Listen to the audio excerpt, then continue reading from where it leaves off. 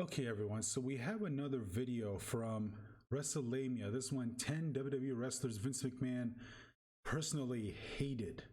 So let's go ahead and watch this video and find out who did Vince McMahon personally hate. But there are certain superstars who WWE Chairman Vince McMahon has always had a solid and healthy relationship with. Superstars such as John Cena, The Undertaker, Triple H, and even Roman Reigns have formed close bonds with Vince. Yeah, maybe Roman Reigns wasn't such a good idea because however, there are certain superstars over the years that Vince has grown to dislike both professionally and personally, and for the most part, this opinion has never changed. But which wrestlers are they? Well, join us now as WrestleMania looks at 10 WWE superstars. Yeah, dude, in my opinion, legitimately hated. Ryback got screwed. Oh my god.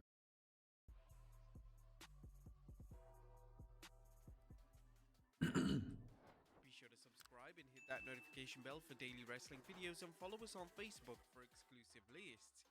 Number 10, Scott Steiner. Oh. When Scott Steiner rejoined the WWE in 2002, the relationship between himself and Vince McMahon seemed to be healthy enough. However, over the next few months, this would all change. Steiner would be positioned in a high-profile feud with Triple H for the world title, but sadly, Steiner's quality of work was so poor that Vince saw no future in him as a main event talent. Following Steiner's departure in 2004, he would spend the rest of his career in other companies such as TNA, He went over never to stepped Impact. foot in a WWE ring ever again.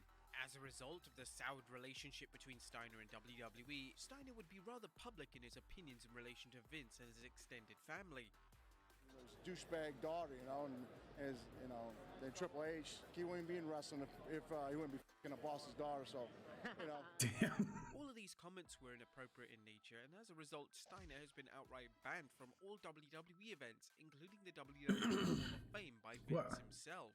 I mean, I can kind of understand him being pissed. I mean, when you're being screwed, you do develop a bit of a animosity towards the person who did it. And personally, I would say that him taking it out on, Triple H and Stephanie McMahon was taking it a step too far. But like I said, I do kind of understand him being pissed.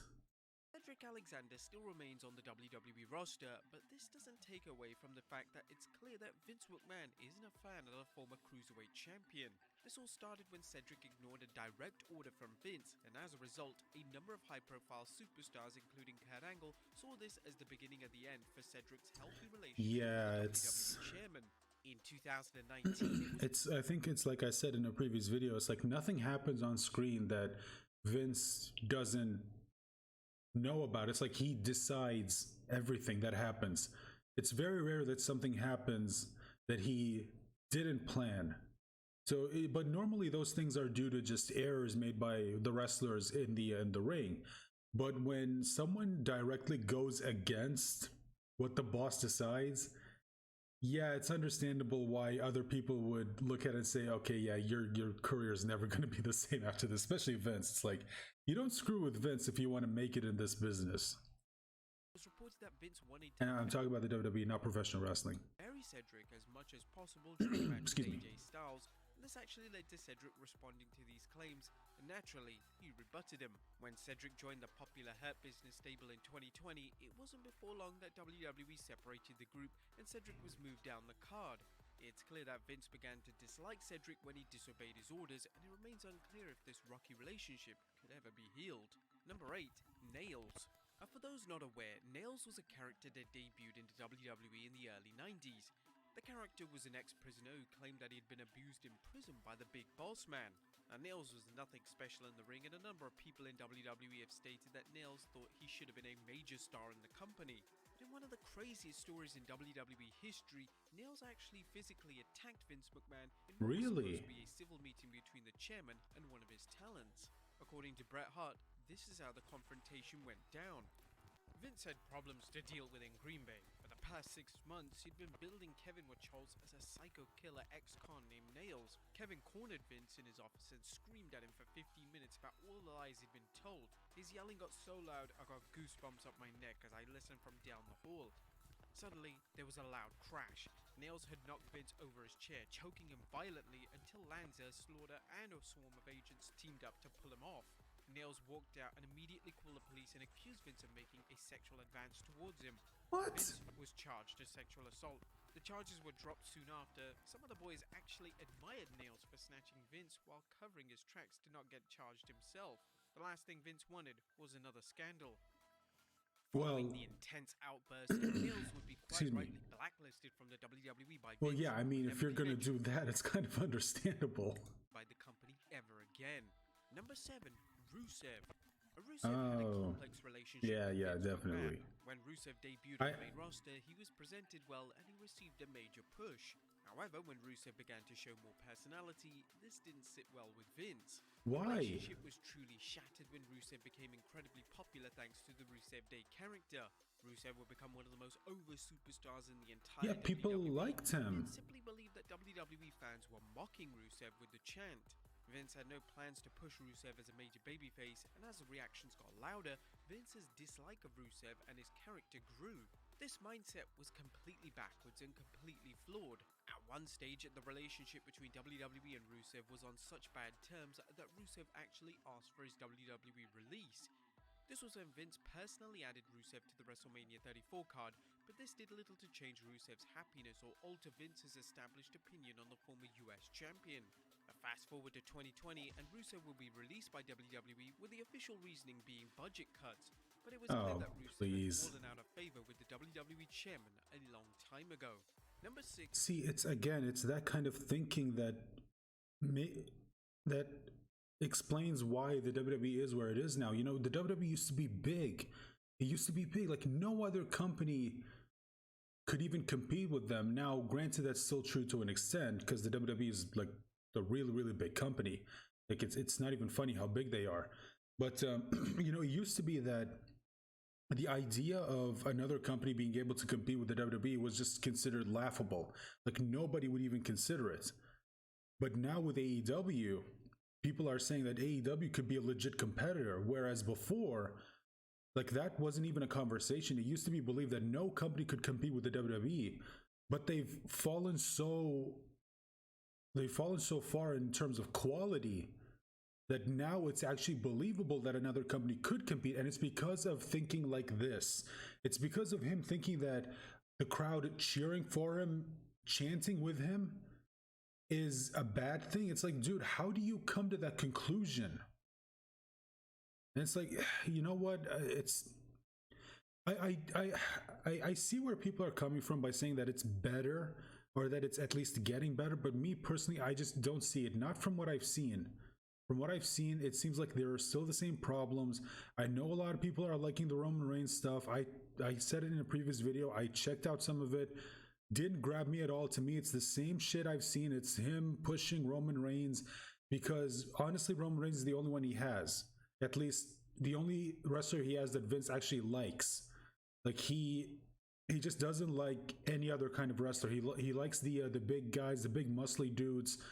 That's the excuse me, that's the kind of wrestler he likes.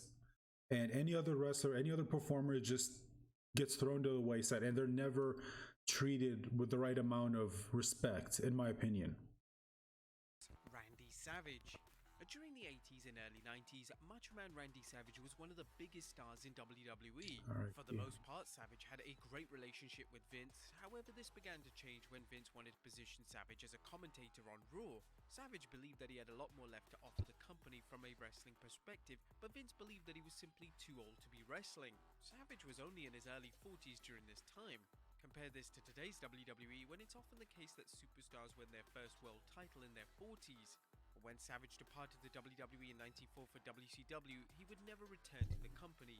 It was believed that Savage was blacklisted from the company and that Vince wanted nothing to do with the former multi-time WWE champion, as he took it rather personally that Savage jumped to WCW.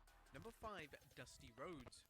By the time Dusty Rhodes arrived in WWE in 1989, he was already a household name. However, when he signed for the WWE, Vince McMahon decided to give Dusty a gimmick which involved the former WCW champion wearing polka dots. The gimmick was given to Dusty because Vince wanted to embarrass him as much as possible, and it was said that Vince was never really a fan of his work. With Dusty now in WWE, Vince finally believed he had control over his destiny. Interestingly, Dusty would eventually be heavily involved in development and subsequent success of NXT. According to those in WWE, Dusty and Triple H had a tremendous relationship, which appeared to be a total contrast to the complex and hostile relationship between Dusty and Vince. Number 4, Gail Kim. To sum up the relationship between Gail Kim and Vince McMahon, look no further than the time that Gail described Vince as Satan, and that'll tell you everything you need to know. The issues between the two started when Gail was a massive advocate for women's wrestling, but during Gail's time in the WWE, this didn't fall in line with WWE's direction. According to various sources, including Jim Ross, Vince wasn't a fan of Gail's appearance, and as a result, this meant that he had no interest in pushing her. When Gail left the WWE in 2011, the hostility didn't stop there, as Gail had spent the best part of the next decade sharing stories in relation to how Vince didn't like her and how she was held down by him. Number 3, Cesaro. Fans have always assumed that Vince McMahon wasn't a fan of the Swiss Superman Cesaro. This was confirmed when Vince appeared on Stone Cold's podcast and confirmed that he wasn't a fan of him and that he'd failed to grab the brass ring. Vince would even declare that Cesaro wasn't a draw, implying that Cesaro could never make him any substantial amount of money. And for Which is false. To publicly slate him on a WWE production wasn't the best look for anyone involved. Cesaro has had a number of stop-start pushes in his time in the WWE, but these have always fallen flat, and it's unknown why Vince decided to push Cesaro, suddenly change his mind, and then move him down the card. Number 2, Christian. Christian is well established for being one of the most talented in-ring performers of all time. However, Vince McMahon has never seemed to be too big of a fan of the former world champion. According to Bruce Pritchard, Vince wasn't a fan of Christian because he preferred larger-than-life figures and didn't think Christian had a great appearance. So much so that Vince actually disliked showing Christian on camera due to how much he disliked his appearance. Additionally, there were even rumors that Vince wanted to place a blue dot over Christian whenever he appeared on WWE television. This was so Vince personally wouldn't have to see Christian's face and he could focus on producing the show instead of being distracted by his appearance. And number 1, CM Oh Punk. yeah, CM Punk, When of course. Punk made his WWE debut back in 2006, it was clear that Vince McMahon didn't get what Punk was about as a performer. This continued throughout Punk's career, and the two would have a lot of conflicting opinions in relation to Punk's character and how he should be presented. The two had a rather public fallout in 2014, which led to Punk's WWE departure, and this fallout even involved Punk receiving his release papers on the day of his wedding. Even though Vince denies that this wasn't deliberate, Punk believes that Vince clearly wanted him to feel as bad as possible on the happiest day of his life. In recent years, it's been reported that Vince doesn't like Punk in any capacity, and he believes that Punk has issues.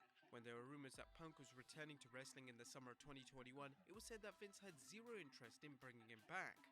The fact that Vince has always been willing to and then he went to AEW and now he's doing better than ever. Past just goes to show how much hatred Vince has for the current AEW wrestler. But there you have it, folks. 10 WWE superstars that Vince McMahon legitimately. Okay, so there it is, guys. And yeah, it's look, some of these are understandable. Like for example, the whole thing with what was his name, Nails. If that really did happen, yeah, it's understandable. It's completely understandable why Vince would not like them, but some of them are just like it's absolutely unbelievable. Like the whole thing with Gail Kim and just not liking her appearance. Same thing with Christian. It's just that's just stupid. It's like, dude, it doesn't matter whether you like their appearance or not. Can they perform? Can they bring you money? Can they bring in fans? That's all that should matter to you. Like, who cares if you like their appearance or not? Which, again, it's thinking like this. This is why the WWE is where it is today. This is why ratings are dropping. At least last time I checked, the ratings were dropping. I don't know if they've gotten back up since then. I'll have to look into it.